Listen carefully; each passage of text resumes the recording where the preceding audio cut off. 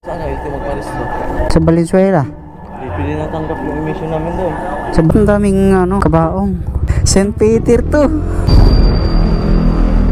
Alright, magandang hapon sa ating lahat. Pupunta tayo ng emission dahil re-renew na natin yung registration ni Bebe Max.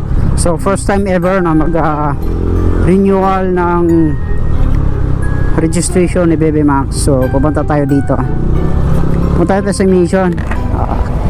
Tingnan natin kung ano na yung mga bagong process sa pag renew ng motor. Si kuya, dahan-dahan naman ni kuya.